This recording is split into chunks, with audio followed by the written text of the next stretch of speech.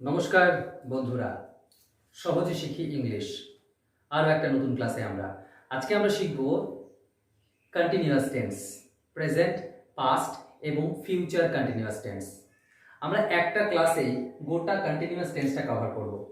ওকে, তার আগে একটা বিষয় বলে নিই যে কন্টিনিউয়াস টেন্স মানে কি। কন্টিনিউয়াস টেন্সের অ্যাকচুয়ালি বাংলাটা কি?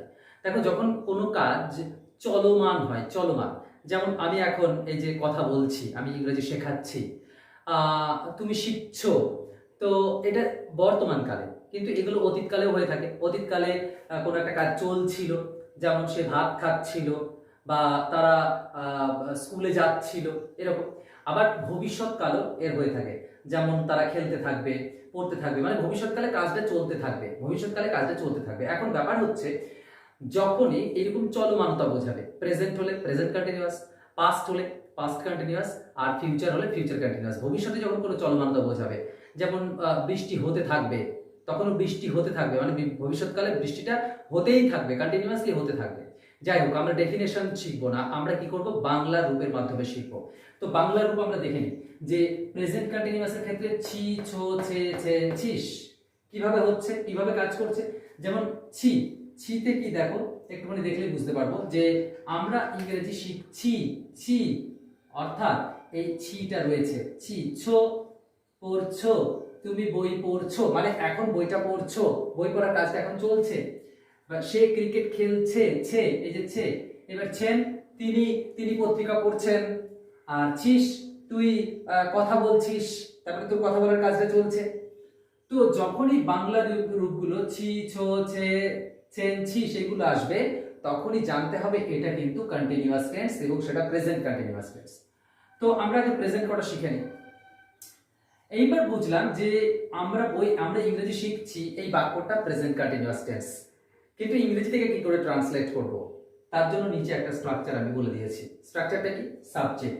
প্রথমে কি হবে? সাবজেক্ট। তো আমরা কিভাবে সাবজেক্ট বার করতে হয় শিখেছি।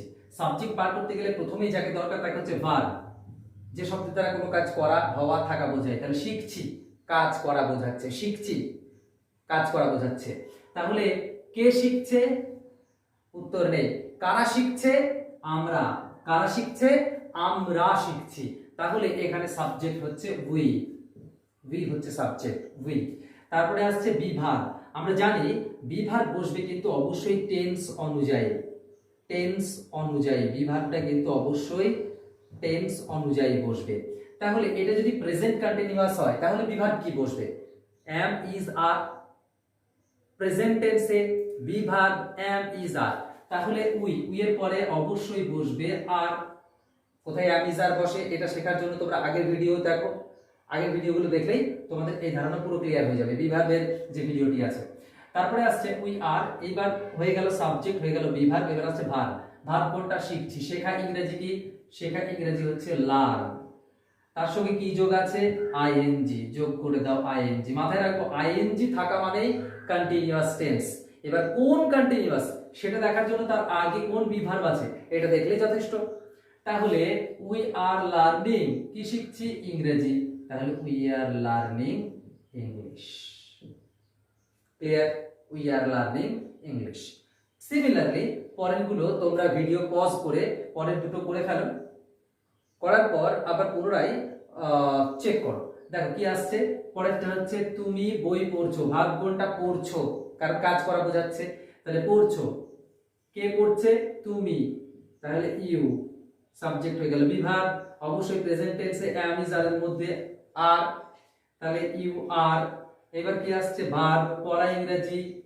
ভার্ব তো পড়া, রিড, তার সঙ্গে আইএনজি, পড়ে আছে বই, বুক। হয়ে গেল ইউ আর রিডিং বুক। তারপরে কে আছে? সাবজেক্ট, কি করে? খেলছে, কে খেলছে? সে, হি। তারপরে বিভাগ ইজ, তারপরে ভার্ব খেলা, প্লে, তার সঙ্গে ING, he is playing cricket. আমার ট্রান্সলেশন হয়ে গেল, কমপ্লিট ট্রান্সলেশন। এইবার আমরা পাস্ট কন্টিনিউয়াসে যাব। পাস্ট কন্টিনিউয়াসে যাওয়ার আগে এইগুলোকে আমরা নেগেটিভ করব। কি করব? নেগেটিভ করব। তো নেগেটিভ করতে গেলে প্রথমে আমরা দেখে নিই যে যদি নেগেটিভ করি, যাকে বলে না বাচক, তাহলে বাংলাটা কি হয়? আমরা ইংরেজি শিখছি না, তুমি বই পড়ছো না, সে ক্রিকেট খেলছে না, এগুলো হবে নেগেটিভ, অর্থাৎ এর পরে একটা না বসলেই নেগেটিভ হয়ে যায়। ঠিক তেমনি বাংলাতে যেমন না বসলে নেগেটিভ হয়ে যায়, তেমনি নেগেটিভের ক্ষেত্রে আমরা বি ভার্বের পরে একটা নট বসালেই হয়ে যায়। বি ভার্বের পরে একটা নট বসাবো, নট, আর কিচ্ছু করবো না, বি ভার্বের পরে নট বসাবো। অর্থাৎ আমরা ইংরেজি শিখছি না, উই আর, এটা বি ভার্ব, তাহলে এখানে একটা নট বসবে। তুমি বই পড়ছো না, যদি আমরা এখানে না থাকে তাহলে কি হবে? ইউ আর নট, এখানে একটা নট হবে, তাহলেই হয়ে যাবে। আচ্ছা, সে ক্রিকেট খেলছে না, তাহলে এখানে বি ভার্ব হচ্ছে ইজ, তাহলে he is not playing cricket. আশা করছি তোমরা বুঝতে পেরেছো। তো এগুলো তোমরা কি করবে? প্রত্যেকটা বাক্যকে নেগেটিভ করে ফেলো তোমাদের সুবিধার জন্য। সো নেগেটিভ শিখলাম, তাহলে ইন্টারোগেটিভ কি হবে? ইন্টারোগেটিভ কি করব? ইন্টারোগেটিভও সেই একই জিনিস, দেখো আগেরগুলো শিখেছি, এটাও বলে দিচ্ছি। ইন্টারোগেটিভের ক্ষেত্রে কি হয়? মানে প্রশ্নবোধক বাক্য, তাই তো? প্রশ্নবোধকের ক্ষেত্রে কিচ্ছু হয় না, জাস্ট বি ভার্বটা আগে বসে। কি বললাম? বি ভার্বটা জাস্ট আগে বসে, তাহলে বি ভার্বটা আগে বসবে। কিন্তু বুঝেনি বাংলাটা, আমরা ইংরেজি শিখছি, তাহলে এটা প্রশ্ন বাংলাতে কি হবে? বাংলাতে হবে আমরা কি ইংরেজি শিখছি। এটা কি আসে? আমরা কি ইংরেজি শিখছি, তাহলে বি ভার্বটা আগে দিলেই হয়ে যাবে। আর উই লার্নিং ইংলিশ, জিজ্ঞাসা চিহ্ন। আবার তুমি কি বই পড়ছো, তুমি কি বই পড়ছো, তাহলে এখানে কি করব? আরটাকে আগে দেব। Are you reading book. তাহলে দেখো, সে ক্রিকেট খেলছে, সে কি ক্রিকেট খেলছে, সে কি ক্রিকেট খেলছে, ইজটাকে আগে দেব। Is he playing cricket. তাহলে একটা উদাহরণ যদি আমি একটুখানি লিখি, তাহলে এরকম হবে যে সে কি ক্রিকেট খেলছে, সে কি ক্রিকেট খেলছে, জিজ্ঞাসা চিহ্ন। এবার দেখো, প্রথমে কি বললাম? বি ভার্বটাকে আগে লিখবো। কি করব? বি ভার্বটাকে আগে লিখবো। তাহলে এখানে বি ভার্ব কে বসবে না? সে, দেখে নেবো। সে এর পরে বি ভার্ব কি বসে? ইজ বসে। তাহলে ইজ, তারপরে সাবজেক্ট, ইজটা বি ভার্ব আগে বসে গেল, তারপরে সাবজেক্ট বসবে। Is he, verb is he play, তার সঙ্গে আইএনজি, অর্থাৎ শুধু বি ভার্বটা আগে বসবে, বাকি যা আছে তাই বসবে। ইজ হি প্লেইং ক্রিকেট দিয়ে জিজ্ঞাসা চিহ্ন, দ্যাটস অল, আর কিছু নেই। তাহলে তোমরা যখন ইন্টারোগেটিভ করবে, শুধু বি ভার্বটাকে আগে দেবে, বাকি গঠনটা যা আছে তাই হবে। এই গঠন যা আছে তাই হবে। এবার দেখে নিই পাস্ট টেন্সে। পাস্ট টেন্সে যখন আমরা ট্রান্সলেট করব, তার আগে দেখে নিই যে বাংলা রূপগুলো ছিলাম, ছিলে, ছিল, ছিলেন, ছিলিস। অর্থাৎ অতীতকালে যখন কোনো কাজ চলছিল, যেমন ধরো যে আমরা ইংরেজি শিখছিলাম, আমরা ইংরেজি শিখছিলাম, কি হবে? তাহলে সাবজেক্ট কে আছে? সাবজেক্ট আমরা, উই। দেখো, এটা শিখছি প্রেজেন্টে ছিল, শিখছিলাম, এই যে শিখছিলাম মানে অতীতকালে আমরা কাজটা চলছিল, শিখছিলাম, তাহলে উই। বি ভার্ব কি বসবে? আর, সরি, এটা পাস্ট টেন্স যেহেতু, তাহলে পাস্ট টেন্সে বি ভার্ব কি বসে? Was, were. Am is are প্রেজেন্টে ওয়াজ, ওয়্যার বসে, তাহলে উই ওয়্যার। ভার্ব কোনটা? শেখা, তাহলে লার্ন, উই ওয়্যার লার্ন, তার সঙ্গে আইএনজি, উই ওয়্যার লার্নিং। এবার কি আছে? English, we were learning English. Okay, clear? পরেরটা দেখি। পরেরটা সাবজেক্ট কোনটা? অবশ্য ভিডিওটা পজ করে তোমরা বাকি দুটো আগে করে নাও, তারপরে মিলিয়ে দেখে নাও। আচ্ছা, যে তুমি বই পড়ছিলে, তাহলে সাবজেক্ট কোনটা? সাবজেক্ট তুমি, ইউ, তারপরে বি ভার্ব কি বসবে? যেহেতু পাস্ট, কি করে পাস্ট বুঝলাম? ছিলে, এই যে এইগুলো থাকলে পাস্ট, এইগুলো থাকলে প্রেজেন্ট, তাহলে ইউ ওয়্যার, পড়া ইংরেজি রিড, তার সঙ্গে আইএনজি, পড়ে আছে বই, তাহলে বুক, ইউ ওয়্যার রিডিং বুক। তারপরে আছে লাস্টেরটা সাবজেক্ট হি, এর পরে ওয়াজ, থার্ড পারসন সিঙ্গুলার নাম্বার, তাই ওয়াজ। কোথায় বসে, কিভাবে বসে, এগুলো অলরেডি শেখানো হয়ে গেছে, তোমরা প্রিভিয়াস ভিডিওগুলো দেখো, তাহলে ক্লিয়ার হয়ে যাবে। হি ওয়াজ। এবার ভার্ব কোনটা? প্লে, তার সঙ্গে ING, he was playing cricket. এবার দেখো খেয়াল করে, এর সাথে এর কোনো পার্থক্য নেই, পার্থক্য হচ্ছে মেইন বি ভার্বে। প্রেজেন্ট কন্টিনিউয়াসে অ্যাম ইজ আর, পাস্ট কন্টিনিউয়াসে ওয়াজ ওয়্যার, তাহলে ফিউচারে কি হবে? বি ভার্ব, ফিউচারে থাকে শ্যাল বি, উইল বি। ফিউচারে কি থাকে? Be verb, shall be, will B. তার আগে দেখে নিই যে বাংলা রূপগুলো ফিউচার কন্টিনিউয়াসে করতে থাকবো, পড়তে থাকবে, চলতে থাকবে, বৃষ্টি হতে থাকবে।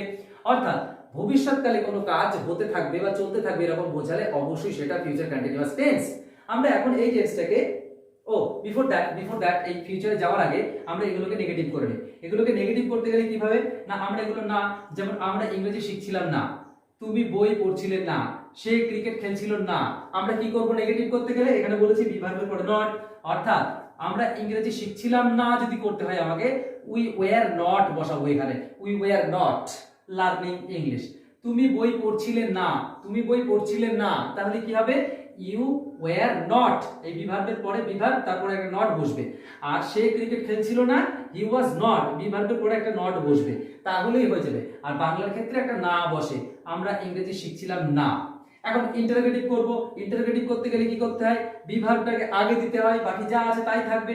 বি ভার্বটা এইটার বি ভার্ব আগে দিয়ে দাও, তুমি কি বই পড়ছিলে, বাংলাতে কি হবে তুমি কি বই পড়ছিলে, তাহলে ওয়্যার আগে চলে আসলো, ওয়্যার ইউ রিডিং বুক, লাস্টে জিজ্ঞাসা চিহ্ন দাও, প্রশ্ন হয়ে গেল। বললো সে ক্রিকেট খেলছিল, তাহলে সে ক্রিকেট খেলছিল, প্রশ্ন করলে কি বলবো, সে কি ক্রিকেট খেলছিল, কি বলতাম সে কি ক্রিকেট খেলছিল।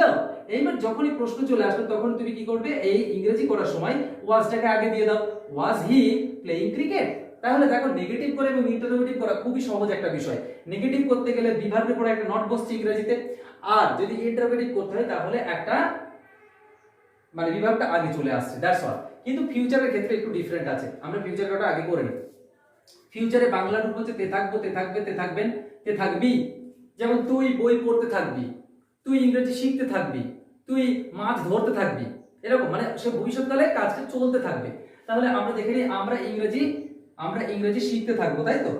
তাহলে এটা যদি করতে হয় সাবজেক্ট কোনটা, সাবজেক্ট অবশ্যই আমরা, তাহলে উই, তারপরে বি ভার্ব বসবে, কি বসবে বি ভার্ব ফিউচারের ক্ষেত্রে be verb shall be will B, we এর পরে অবশ্যই শ্যাল বি। তোমরা যদি জানতে চাও তারপরে কি বসে তাহলে প্রথমে ভিডিওগুলো দেখো, তোমাদের ক্লিয়ার হয়ে যাবে।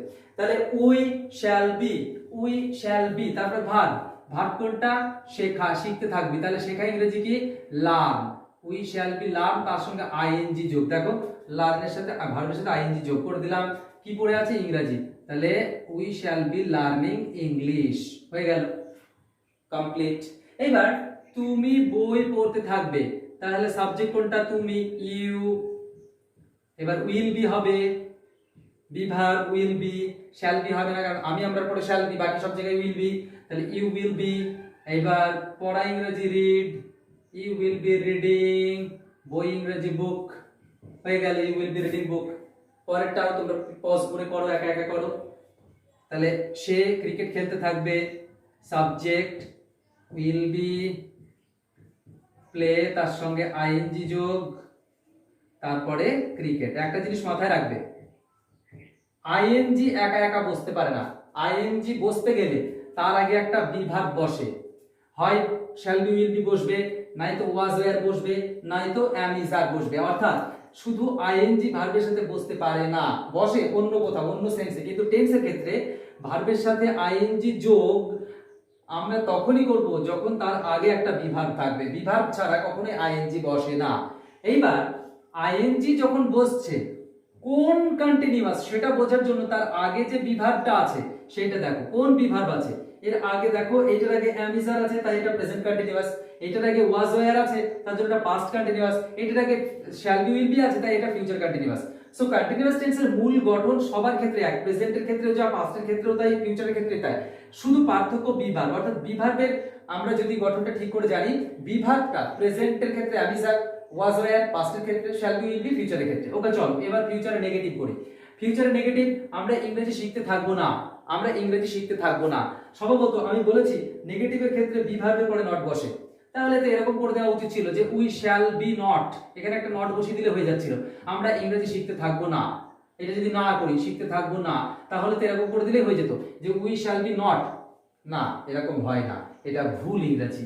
তাহলে আমরা কি করবো, এই নটটা কোথায় বসাবো, এই নটটা বসাবো শ্যাল বি উইল বি মাঝখানে, অর্থাৎ shall not be will not be. তাহলে কি বলবো, ওটা আমরা ইংরেজি শিখতে থাকবো না, উই শ্যাল নট, শ্যাল বা উইল এর পরে নট বসে, বি এর পরে নট বসে না, বি এর আগে নট বসে, ঠিক আছে। So we shall not be learning English. তারপর এটা দেখো, তুমি বই পড়তে থাকবে না, তুমি বই পড়তে থাকবে না, তাহলে কি হবে এটা, তাহলে ইউ উইল এইখানে একটা নট বসবে, you will not be reading book. আমরা মাথায় রাখবো শ্যাল বি উইল বি, এই বি এর পরে নট বসে না, বাট বি এর আগে নট বসে, অর্থাৎ শ্যাল উইল এর ঠিক পরে নট বসবে। ঠিক তেমনি সে ক্রিকেট খেলতে থাকবে না, এটা কি হবে যে he will not be playing cricket. এবার ইন্টারোগেটিভ, ইন্টারোগেটিভে দেখো ইন্টারোগেটিভে কি বলেছি, আমরা কি ইংরেজি শিখতে থাকবো, আমরা কি ইংরেজি শিখতে থাকবো, তুমি কি বই পড়তে থাকবে, সে কি ক্রিকেট খেলতে থাকবে, অর্থাৎ প্রশ্ন করছি। প্রশ্ন করতে গেলে আমি বলেছি বিভাগটাকে আগে দেবো, এখানে বিভাগ কোনটা, শ্যাল বি উইল বি। আবার আগে মাথায় রাখবো ফিউচারের ক্ষেত্রে শ্যাল বি উইল বি টোটালটা আগে আসে না, শুধুমাত্র আগে আসে শ্যাল আর উইলটা, বি যেখানে থাকা সেখানে থাকে। একটা উদাহরণ দিই তাহলে ক্লিয়ার হয়ে যাবে। ধরো এই বাক্যটাকে আমি উদাহরণ সাহায্যে দেখিয়ে দিই যে কি আছে, সে ক্রিকেট খেলতে থাকবে। এবার আমি বলছি সে কি ক্রিকেট খেলতে থাকবে, প্রশ্ন, সে কি ক্রিকেট খেলতে থাকবে, প্রশ্ন করলাম। এটা বাংলাতে কি যোগ করে লাস্টে জিজ্ঞাসা চিহ্ন দিতে হয়, তাহলে সে কি ক্রিকেট খেলতে থাকবে। আমি বলেছি বিভাগটা আগে আসবে, কিন্তু ফিউচারের ক্ষেত্রে শ্যাল বি উইল বি জায়গায় শুধু শ্যাল আর উইলটা আগে আসবে। তাহলে will, will subject, will he, তারপরে বি যেখানে এখানে ছিল বি, বিটাকে রেখে দাও, তাহলে উইল হি বি, তারপরে প্লেইং ক্রিকেট, CRICKET জিজ্ঞাসা চিহ্ন। খেয়াল করে দেখো তাহলে এইখানটা ছিল হি উইল বি, আমরা জাস্ট হি উইল বি থেকে উইলটাকে আগে দিয়ে দিয়েছি, দিয়ে প্রশ্ন চিহ্ন লাস্টে দিয়ে দিয়েছি, আমাদের কমপ্লিট হয়ে গেল। অর্থাৎ আমরা যদি নেগেটিভ করতে চাই, নেগেটিভ করতে গেলে বি ভার্বের পরে নট বসে, কিন্তু ফিউচারের ক্ষেত্রে শ্যাল আর উইলটার পরে নট বসে, বি এর পরে নয়, বি এর আগে নট বসবে। ওকে, আর ইন্টারোগেটিভ করার সময় আমরা জানি বিভাগটা আগে চলে আসে, কিন্তু এই ক্ষেত্রে শ্যাল আর উইলটা আগে আসবে, বি আগে আসবে না, বি যেখানে থাকার সেখানে থাকবে। ওকে, সো এই হচ্ছে বেসিক কন্টিনিউয়াস টেন্সের স্ট্রাকচার, এবং আমার মনে হয় তোমরা খুব সহজে বুঝতে পারছো যে একটা স্ট্রাকচার দিয়ে টোটাল তিনটেকেই কভার করা খুব সহজে। তোমরা যদি করতে চাও তাহলে বাংলার রূপগুলোকে বোঝার চেষ্টা করো, আর হ্যাঁ অবশ্যই অর্থ বোঝার চেষ্টা করো। আমি ভাত খাচ্ছি মানে আমি এখন ভাত খাচ্ছি, আর আমি ভাত খেয়েছি, ভাত খেয়েছি মানে ভাত খাওয়া কাজ শেষ, সেটা কখনোই কিন্তু কন্টিনিউয়াস টেন্স নয়। ওখানেও ছি আছে, কিন্তু ওখানে শুধু ছি নেই, ওখানে এছি, খেয়েছি, খেয়েছি, পড়েছি, গিয়েছি, এছি, এছি আছে। কিন্তু যদি বলে পড়ছি, খাচ্ছি, যাচ্ছি, দেখো এখনই করা বোঝাচ্ছে কাজগুলো। ঠিক সিমিলারলি এগুলো করছিলাম আর করেছিলাম দুটো কিন্তু আলাদা জিনিস, দুটো আলাদা বিষয়কে বুঝতে হবে। করছিলাম আর করেছিলাম, করেছিলাম মানে কাজটা করা হয়ে গিয়েছিল, আর করছিলাম মানে আমার করার কাজটা চলছিল। ওকে, সো এইভাবে তোমাদের অর্থটাকে বুঝতে হবে। অর্থ বোঝার জন্য আমি তোমাদের বাংলা রূপগুলো দিয়ে দিয়েছি, এই বাংলা রূপগুলোকে ভালো করে বুঝে প্র্যাকটিস করার চেষ্টা করো, এবং যখনই তুমি কথা বলবে, কথা বলার সময় তুমি কোন টেন্সে কথা বলছো সেটা দেখো, যে টেন্সে কথা বলছো সেই টেন্সের স্ট্রাকচারে তুমি বাক্য অটোমেটিক্যালি তৈরি করতে পারবে। ওকে, সো পরবর্তী ভিডিওতে আমরা অবশ্যই পারফেক্ট টেন্সে যাব, কিন্তু তার আগে বলে দিই তোমরা প্রত্যেকটা ভিডিও পরপর দেখার চেষ্টা করো, যাতে নলেজটা কমপ্লিট হয়, পুরোপুরি কমপ্লিট যেন নলেজটা তৈরি হয়ে যায়। ওকে, থ্যাংক ইউ, দেখা হবে পরের ভিডিওতে।